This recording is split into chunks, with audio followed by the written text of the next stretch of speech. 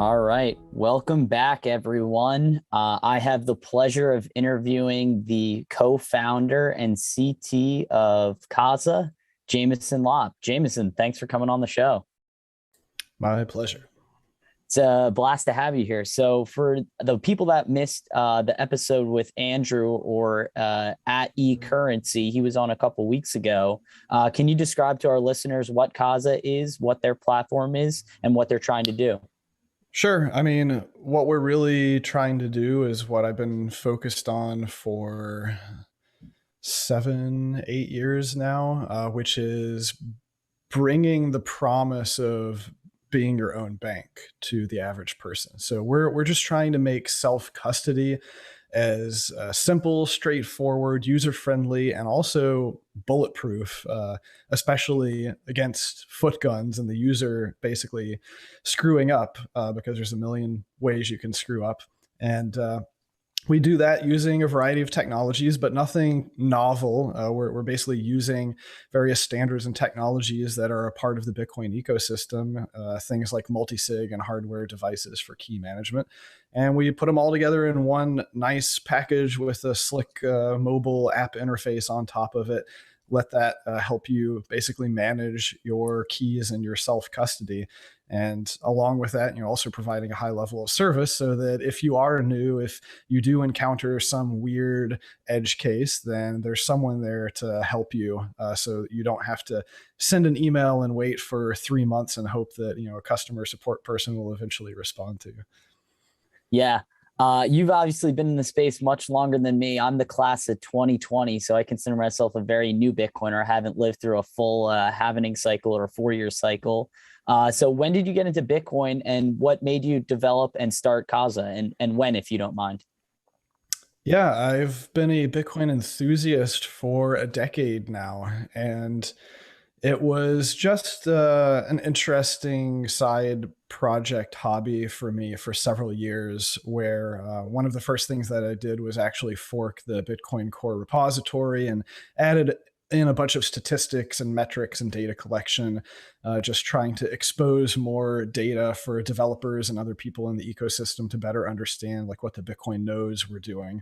And after a couple of years of just going to meetups and talking to people on Twitter and forums, I went full time in 2015 and started building infrastructure for BitGo, where we were basically helping enterprises secure their hot wallets. And after doing that for 3 years, I did a small pivot and helped co-found Casa, where we're using some of that same technology, like multi-signature technology, and bringing that to the retail user, the average pleb, so that they can start to self custody and really be confident that they can do that. Because I think that's one of the big pieces of friction that's resulting in a lot of people still leaving their keys and their coins with third parties, is that they feel like it's safer to trust the experts to take care of that rather than take on the responsibility of doing it themselves. Yeah, I mean, if the Canada Freedom Convoy isn't proof of that enough, trusting experts or other people to hold your money, I don't know what else is. So I guess, can you take me through the process if you're a pleb and you're just wanted to self custody your keys, but with the guidance of you guys, what would the process be like? Sure. I mean, we have an entry level product that ends up being about $10 a month, but really all you need is at least one of the popular hardware devices, whether that's Trezor, Ledger, Cold Card. We're also rolling out support for some of the animated QR code based devices, and those are a bit more expensive, but I think the user experience is totally worth it. And just go sign up. We've got a free trial you can also check out at keys.casa. It's keys.casa. And it's really just a matter of following the instructions in the mobile app, plugging your device in, or doing the QR code setup. And we make it a pretty seamless process to get yourself into not only what would be considered a cold storage setup where your keys are offline, but a distributed multiple keys set up so that you're essentially eliminating single points of failure by having your keys in multiple different locations with multiple different types of security. Yeah, that's excellent. I know you guys have already addressed this, but I'm not sure what the answer is. How do you guys remove yourself from the equation as a point of failure if you guys were to become compromised, or you were forced by a government entity or a Mhm. corporation to basically go against your users or your customers? Absolutely. Yeah. If we were a single point of failure, then we'd really be no better than any of the other exchanges or, Bitcoin banks, as it were. And that's one of the first things that actually happens when you finish your initial setup with Casa is you receive a personalized email that is a step-by-step guide to what we call the sovereign recovery process, which is basically what are your options of if for any reason Casa ceases to exist or stops responding, becomes unreliable, how do you take your existing keys, your hardware devices, and the small amount of information that you need to know really to reconstitute that setup? And you can do that in multiple other types of Bitcoin wallets that are totally unrelated to Casa. We have no control over them.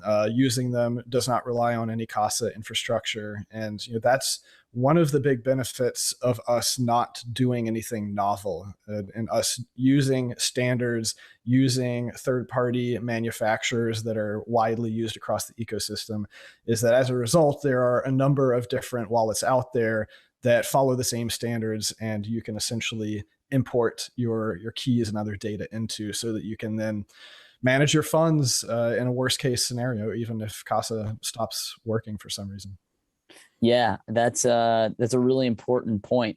I guess I want to start transitioning. I know you wrote an article back in November called, I believe it was called "To Swat a Swatter." I'll post it in the chat for our platforms, but I guess can you take us on this long journey that kind of goes about security and safety without giving out? I guess I don't want to give out details of the perpetrator, which you kind of outline in the article, but can you talk about what happened? I think a better part of 5 years ago, and then ultimately what the conclusion was. Yeah, so I guess it was it October 2017? It has been over 4 years. When I had an incident where essentially my entire neighborhood got shut down by police. And it didn't take too long for us to uncover that it was essentially a swatting call or a prank phone call, as it were, but one that happened to say the right words, which triggered a lethal force response from local law enforcement because they thought that people's lives were in danger. So essentially someone claiming to me calling my local law enforcement and saying that I had killed people and had hostages and bombs and all this other stuff. And so thankfully that situation ended. It ended without incident because I wasn't even home at the time, and I ran into the police blockade trying to get to my house.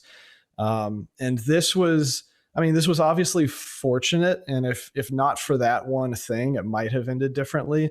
But this actually, and I have several really long blog posts that go into all the details, but that's actually an interesting point of operational security that I brought up, which was that when I post things, I try not to do it in ways that would give away exactly what I'm doing or where I am at the time. And what I believe happened that morning is that I posted something at probably 6:30 or 7 o'clock in the morning talking about it being Monday and it was going to be a long week. And I suspect that that's when my attacker saw that and said, oh, he must have just gotten out of bed. So that was the perfect time to swat him.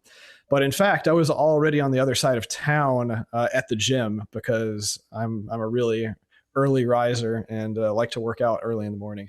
And so it just so happened that, they thought that that was a great time to swat me, and it ended up not being a great time.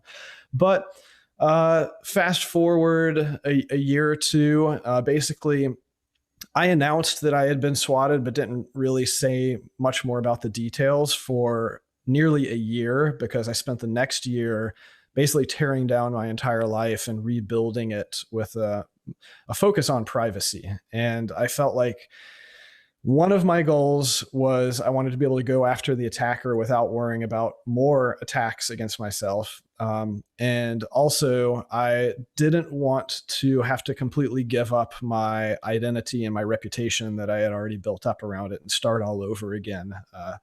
In order to protect my privacy. So from a privacy perspective, I kind of took the hard route there because I wanted to keep using my real name, and yes, it is my real name. Unfortunately, I was not smart enough, a decade ago to think about creating a pseudonym. And so then it turned into really like a 4-year long ordeal of talking to private investigators, talking to a number of different attorneys, collecting tips, eventually talking to the FBI, but it took like 3 years to ever get someone at the FBI's attention. And that was also just sort of fortuitous networking connection. And after many years and handing over all the information I collected to the FBI, it took them almost a year after receiving the information to get back and say, hey, we found the guy. And unfortunately, the federal district attorney has declined to prosecute because they're a minor. And they just apparently, the federal system doesn't really have good justice or enforcement when it comes to minors. And so they usually just sort of get off. And so we thought it was all over at that point. But then a few months later, the state district attorney actually came to us and said, hey, we are interested in prosecuting. And at that point, things happened pretty quickly. The guy in question didn't contest anything. He pled guilty to all the charges. I actually ended up flying out there and giving my own witness statement. And he basically got probation and a handful of other terms that he has to follow by for the next few years, since he did not have a criminal record. So it was a kind of a weird conclusion. Like I had hoped that it had been an adult who should have known better and been able to take responsibility for stuff. But, I get it. I think we all do stupid stuff when we're kids. It's kind of crazy that we're at the point now where, due to advancements in technology and certain times when law enforcement and the justice system can't keep up with it, you can have these really weird asymmetries. So, some like 14-year-old kid who knows a little bit about tech, just enough to be dangerous, is able to actually have lethal force arbitrarily pointed at really anybody that they want, because very few people have sufficient privacy to prevent you from being able to find their home address. And then that ends up being so difficult to have law enforcement even care enough to try to track them down. And then even when they do track them down, the justice system isn't really prepared to do much about it if they're just a young kid without a record. So it's it's a very interesting and complicated, long case, and I'm just glad to finally have it behind me now. That's wild. There's so many threads I want to pull on here. I mean, especially because I'm the Twitch project manager as well as the producer for this live stream. Swatting is a pretty common occurrence. I won't say pretty common, but it's more well known in the gaming community. When you're playing video games, you're most likely that's really where it started out, and then it sort of branched out into other things. And now, like celebrities and politicians, and now like anybody who pisses anybody off enough should worry about it. Yeah, definitely. So like for my point of view, it's definitely an area that kind of worries me. If, this can happen to quite literally anyone.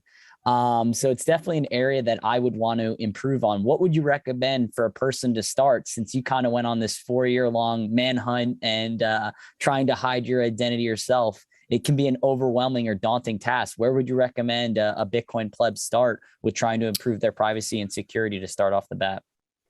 Yeah, I mean, the easiest thing, and what I should have done, but in hindsight, it's hard to predict that you'll go from having a couple dozen people following you to having hundreds of thousands of people as an audience.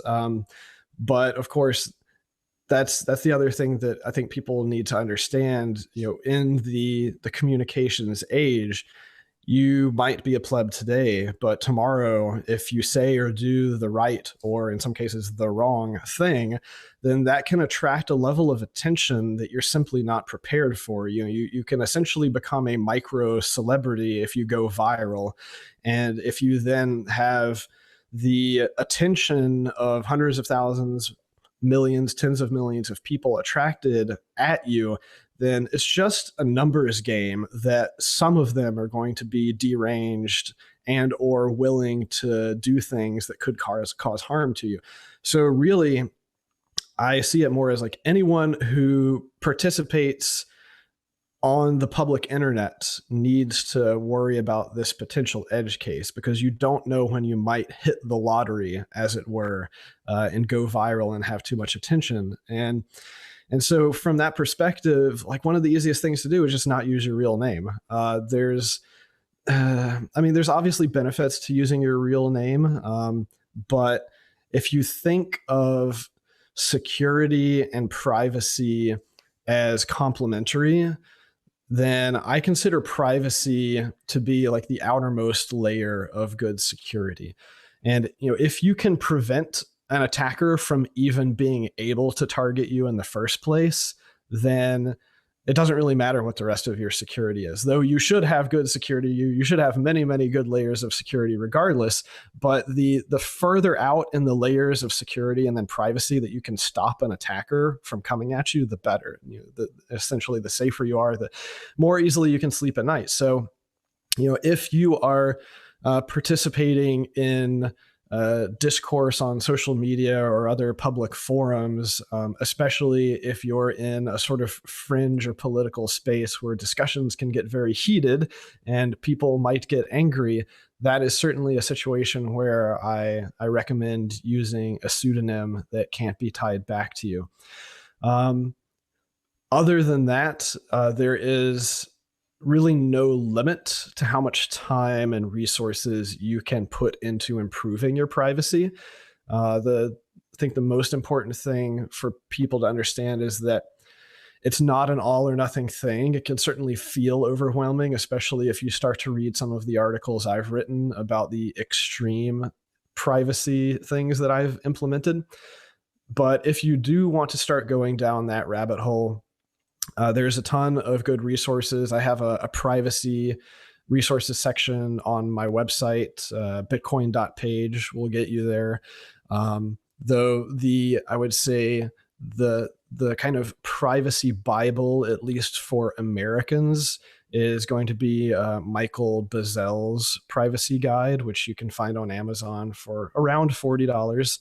And he's been coming out with a new edition of that almost every year, and each new edition adds like another 150 pages, so I think it's up to like 400 or 500 pages at this point, and it talks about every possible aspect of your life and how you can implement better privacy for it. But you don't need to go to the extreme that I did, which is creating legal entities to own all of your property. Also, that is something that is very jurisdiction specific. It's hard to do outside of America. But you can do things like use a VPN. It doesn't take more than an hour or two for a new person to figure out how to set up and install a VPN. Install ad blockers, same thing. That'll help protect you from just sort of everyday corporate surveillance that happens as you're going around the internet. And I can tell you from experience, because in my pre-Bitcoin engineering life, I worked for a marketing company, and my job was to essentially write analytics jobs that were being run across these huge clusters of data sets with hundreds of petabytes of raw tracking information that were being collected from things like email campaigns and website visits and whatnot. So there's a ton of data that you just leave strewn about the internet as you're going about your daily life, and everything that you can do to minimize that footprint or obfuscate it and make it look like something else is going to be good. Yeah, I think Jimmy Song said, in the United States, we're addicted to free. So that's why, the Facebooks, the Googles, the YouTubes, I know they're owned by the same company, but all of those things that offer free services, but basically you become the product. Obviously, they're selling your data and they'll take anything they can get to marketing, to advertising. I mean, just Google, you can look up Google AdWords, you can look up trying to run a marketing campaign on Facebook, and you just see the prices. I think that saw numbers recently. I think it's like $150 per person per day. Maybe that's too much, but basically it's like some absurd amount of basically they're pricing what it's worth to sell a campaign to this subset of a population. It's normally $150 per person, which is chum change to a lot of these big tech companies. But when you think about it in terms of other businesses, they're just selling your privacy and your data, which is pretty absurd. Um, I Yeah, if guess you don't pay for it, you're the product. it, And that's actually, we have a very strong privacy policy at Casa that you can read on our website, where we have extreme limitations on what we'll do with any data. And more importantly, is the fact that we just don't collect much data. All you really need is an email address to get set up with us. And of course, we happily recommend people just like create a new Proton Mail or Tutanota or whatever privacy preserving email address for that. I was going to say, I think you guys even have a service that you can do it pseudo anonymously. Obviously, I guess it would be tied to a bank account, or I guess you guys would accept Bitcoin, and then you could use Yep. another email to do so to pay for that.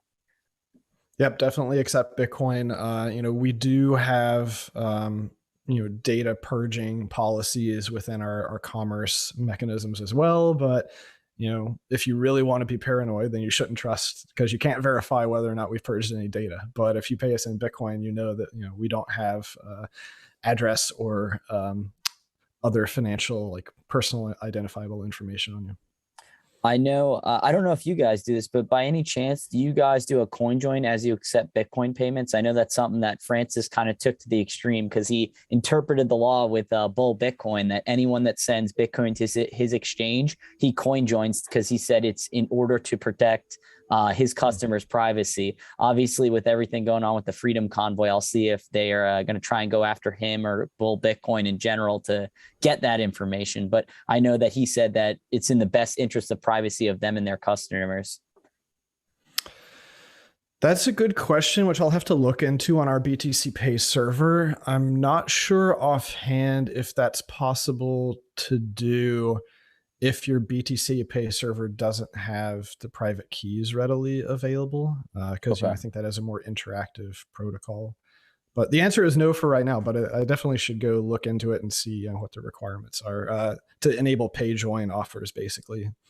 Yeah, I didn't mean to get you guys, but I know that was something that he did, which I thought was very clever, and I think it'd be cool for other businesses to implement going forward. So I guess a question that I have from someone at the company is, what do you think the biggest fault is that someone can prevent in general in regards to security and privacy?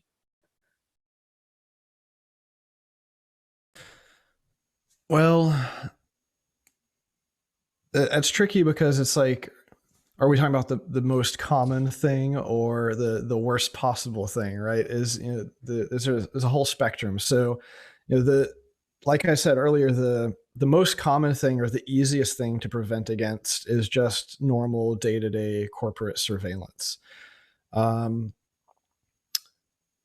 it comes to like your regular day-to-day privacy and security, I mean, it's going to sound lame, but really, I think one of the biggest things that people fail to do is just use a password manager to make sure that they are generating unique passwords. Like, most people that I know have a handful of passwords that they keep in their head and they reuse them everywhere. And that's really the best way, I think, to guarantee that you're going to get pwned at some point, because um, it's really the same type of problem with using credit cards, is that you're going out, you have this little bit of sensitive information, whether it's a password or a credit card number, what other, banking information.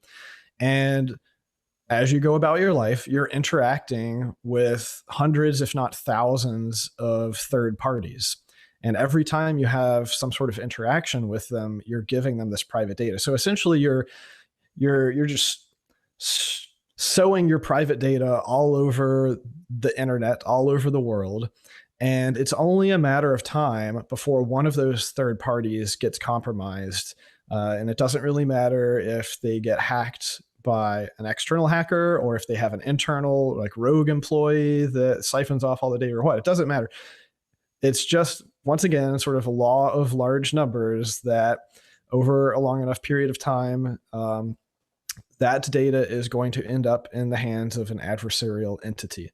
So what do you do to mitigate that risk? Well, you don't reuse data. Just like you shouldn't be reusing Bitcoin addresses when you're receiving funds, you preferably should not be giving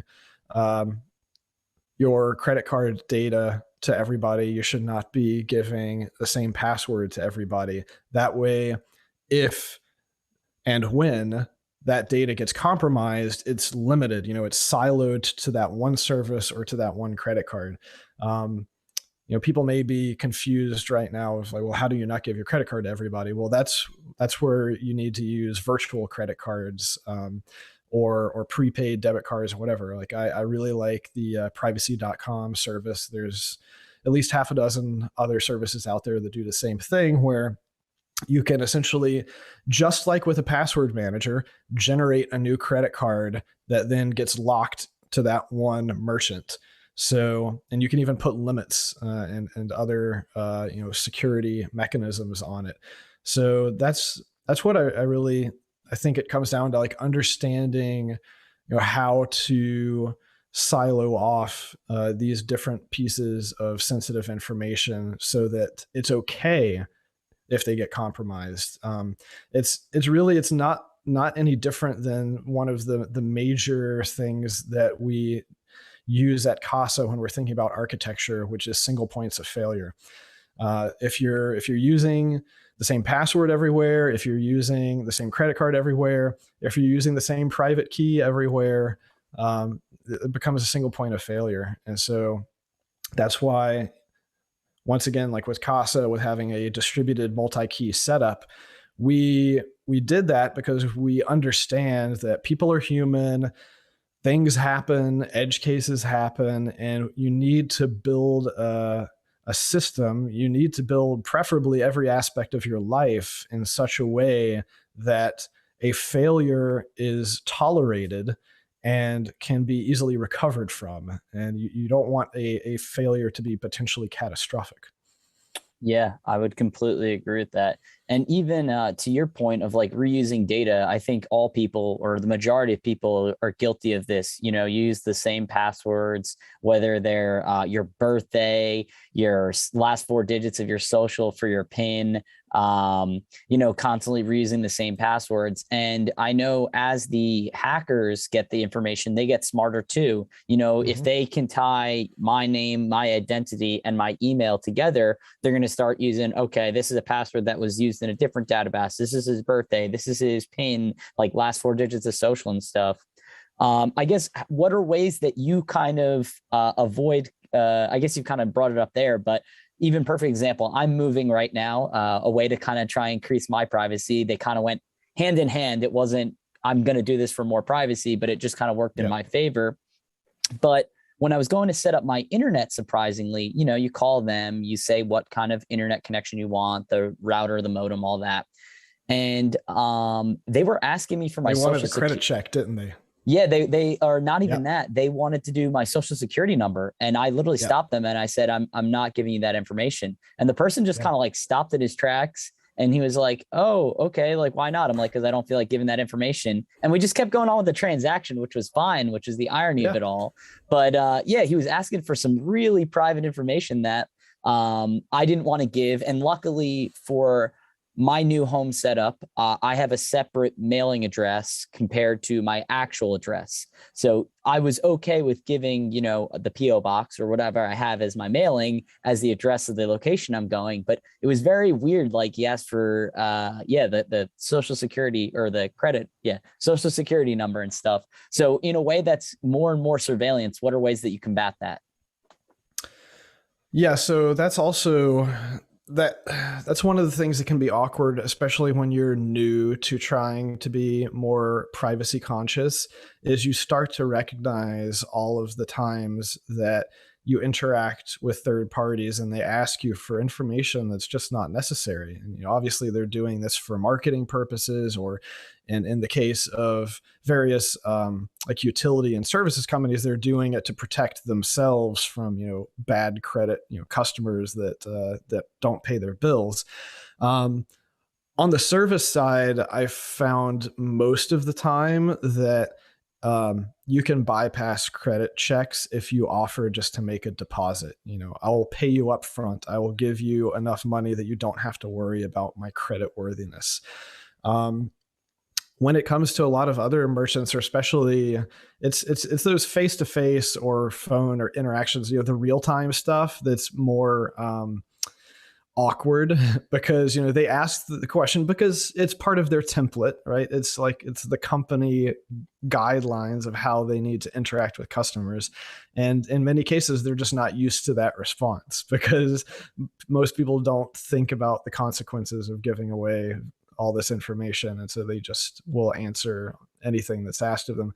And so yeah, you have to be willing to say that you don't give away private information like that. And that's when it can get kind of weird, because then depending on like what their logical branching tree of how to react to that is, then you might end up having to like escalate to somebody else. I've certainly had some uh, odd roundabout interactions over the years where I was basically like the one guy who was asking to do something a way that wasn't part of corporate procedure, and so would have to keep pushing.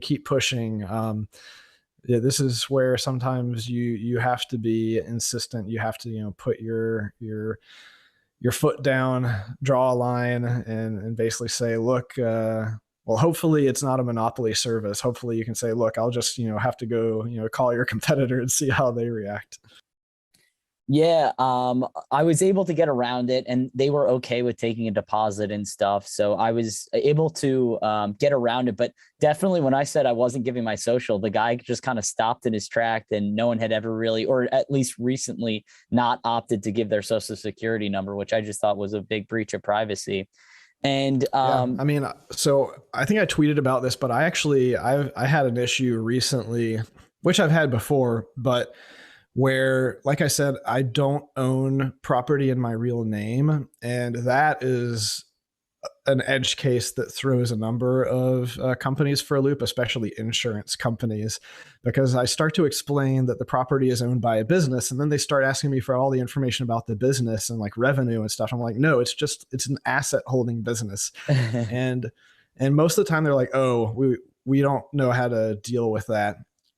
And other times, though, like I know when I bought a car one time, I started going down the similar path of they're like, this is really weird. We don't really know how to do this. And then like the guy calls his manager over, and the manager's like, oh, I've seen this once before. It's like, I know what you're doing. Like we can help you out here. But it is, you do sometimes feel like a trailblazer, which is really odd because like this should not be something that is like blazing a trail just to protect your privacy.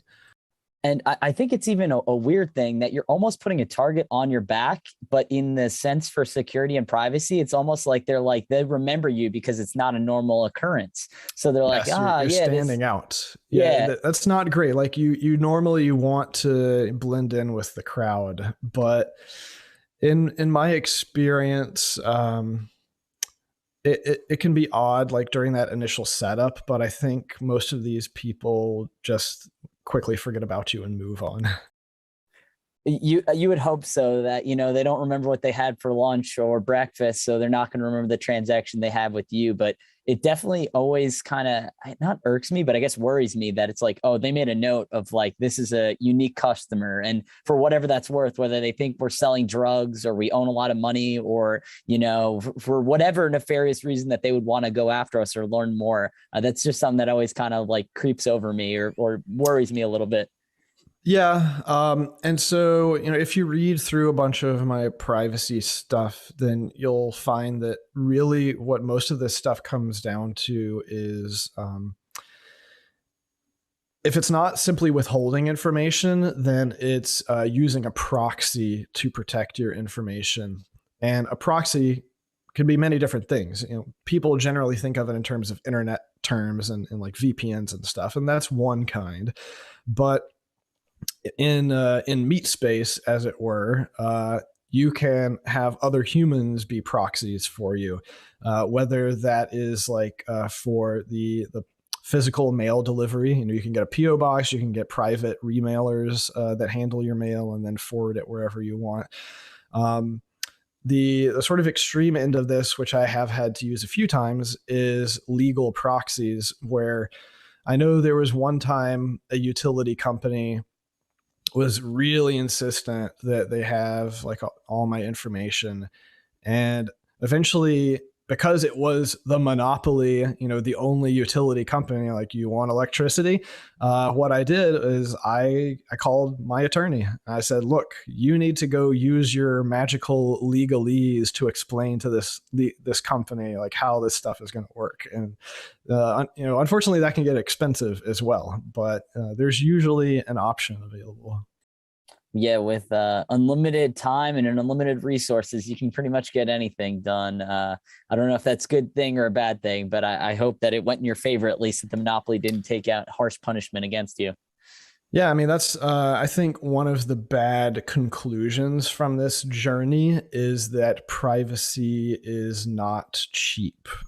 Now, there are a lot of things that you can do to protect your privacy that don't cost money, but they will always cost you at least some sort of time and learning curve that you have to get up to speed to understand. Um, and this is the downside to all of the defaults in various aspects of our lives being very poor for our privacy, is that you have to work against the grain. You have to blaze that trail, and blazing a trail is inherently hard, because there's a lot of obstacles in your path. And so that's why it's unfortunate that I think this is one of the reasons I'm a bit more pessimistic on privacy in general, is because, first of all, we know that most people don't think about it or care about it, at least until it's too late and something has gone wrong. And then if you do care about it and start trying to improve your own privacy, you find out very quickly that it's not necessarily easy, especially if you want to be comprehensive about it. So, and unless you're someone who's highly motivated or has had some sort of edge case attack like I have, it seems like it's going to be relegated more to the enthusiasts and adversarially minded folks. Yeah, it doesn't help when the financial incentives are multi-billion-dollar businesses that are in the business of selling people's information. So there's a financial incentive in order to do so. I guess going back to like retaliation and stuff like that.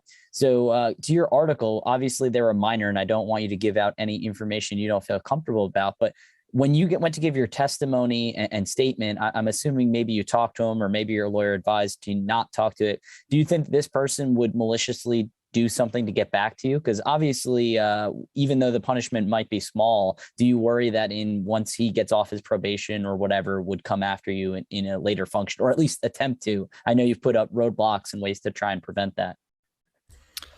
No, I don't think so. I really do think that it was just a guy who, first of all, he didn't know who I was. Or at least I believe when he told me that he didn't know who I was, that he was basically hanging out with the wrong crowd and got kind of goaded into using his skills for this particular thing. Yeah, I'm not too worried about him. I'm just worried about anyone else, any number of other more malicious people who might be willing to actually use physical violence. The guys who were sitting in a basement and hanging out in darknet forums and swapping hacks and all this other stuff. It's an interesting subculture. But I think it's very easy if you're in that subculture to completely miss the ramifications, the consequences of what could happen to you. Whereas it's a very different type of criminal who is willing to say, come up to you and actually point a gun at you and, use physical violence. Because when you cross that physical threshold, like, they are actually putting themselves in physical danger, and it's completely obvious like what the level of risk that they're taking is. So that's really more of the criminal element that I'm worried about these days, rather than the keyboard warriors. Yeah, and it goes to your point. It's almost like you were bummed that this minor was the one that got you, and kind of it seems like he didn't know you. I guess you were kind of hoping to get the people that gave the command, or the people or person that issued the order to go after you, because it kind of seems it was kind of a step away, probably trying to increase their own privacy in the attack that you kind of ensued against them. I guess physical attacks in the meat space, what would you give to a pleb that's going to a conference? Because in case the listeners don't know, Bitcoin Magazine is hosting one of the biggest and best Bitcoin conferences coming up April 6th through the 9th in Yep. Miami Beach, Florida. I hope Jameson will be there. I know his company will be there. So excited to see some of his employees as well as him if he's going. But how would you recommend a pleb have security and privacy at a conference like this? Well, I mean, the first thing you have to understand is that criminals in the area are going to know that this is happening. And in fact, I believe there was at least one case last year of a guy who got in a taxi, and the taxi driver basically asked for his phone and was starting to screw around with it, and gave the impression that he was like trying to open up his wallets and steal his money. So you just have to be vigilant and understand that this conference, because of its size and publicity, it's going to attract attention. And so if you're going to the conference, um, maybe when you're not physically at the venue, don't wear crypto stuff that makes you stand out. Definitely don't be walking around with large sums of money that are easily accessible. Like, you should not have a hot wallet on your phone that has thousands or tens of thousands. I mean, I've seen people who had like hundreds of thousands of dollars in a single signature wallet on their phone because they just left it there for so many years and never bothered to move it off. But consider the fact that you yourself can be a single point of failure. I talk about wrench attacks and physical attacks a decent amount, though they are very rare. Most likely, the 99.9% of people who attend the conference will not have anything bad happen to them. However, just due to how many people are there and the fact that crime has certain rates of things that happen, probably will have one or two people who have a bad experience. And a lot of this stuff, this security, privacy, whatever, I think of it in terms of insurance, in that you know that bad things happen in the world, and a lot of them are fairly rare. And so the question comes down to, how much of your time and resources are you going to invest to insure yourself against one of these edge cases? And just doing something as simple as like not walking around with Bitcoin logos all over you when you go out to the nightclub where you might get something slipped in your drink. I think that's a pretty simple ask. Like, it doesn't take a lot of resources to do. But yeah, don't be stupid. I mean, you just need to make sure that you aren't attracting attention, and understand that if for some reason you do attract attention, that you need to be able to mitigate what the possible downsides are. Yeah, I know some people don't have street smarts, and I'm not the most intimidating dude standing at a stature of like 5'6". So I'm not the scariest or biggest dude on the street, but definitely to your point, kind of be street smart. Don't, if you can avoid wearing Bitcoin merchandise or even talking about it. Say that you're in the financial sector. If you're out at the bar, don't say you work for a Bitcoin company. I'll definitely say I work at a media company, and I'll probably get harassed for saying I'm the spreading bad news, and I'll go with that, saying I'm mainstream media, but they don't have to know it's for a Bitcoin company. And I think that's pretty important. So, Jameson, I think we're getting to the end of the time that I had you. I don't want to keep you because I know you're quite busy with your day job and running a company. So, is there anything else that you'd like to send off our listeners with?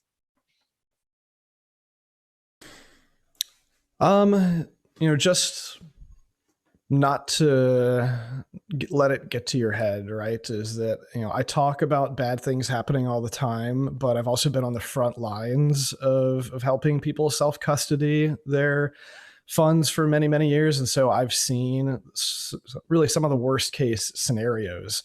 They're still very rare, but I think that they're useful data points, and they're learning lessons. And a lot of the decisions that went into how we've architected Casa and how we continue to develop the product are based upon very hard earned decisions that people have really learned the hard way over the years, sometimes through catastrophic loss or just having a really, really bad time as a result of one particular decision that was made. So there's, like I said, an overwhelming level of things that you can learn or dive into. But also, you there's no rush. You have plenty of time. You can start small, spend a few hours on the weekend just digging into some of the easier stuff, and just doing that, just investing a few hours into your security and privacy will already put you ahead of 98% of other people in the world. And that's one of the other major factors when it comes to security, in a variety of different ways, is you don't have to have perfect security. You just have to have better security than the guy next to you. It's kind of like the old adage about, you don't have to be able to outrun the bear. You just have to be able to run faster than the other guy. Is because we know there will be criminals, there will be malicious people out there trying to attack people. And if you think from their perspective, they're looking for the soft targets. They want to get the best return on their investment. And so if they look at you, well, preferably you'd make it so they don't even look at you in the first place. But if that fails and they look at you and they're also looking at any number of other targets, then you want them to say, nah, that looks like it's going to be too much trouble. I'm going to try to attack that other person instead. Yeah, thanks. I think that's a really good point. And thanks so much for coming on the show. It's been a pleasure talking with you, and I look forward to seeing you in Miami, as well as a bunch of your employees that work there.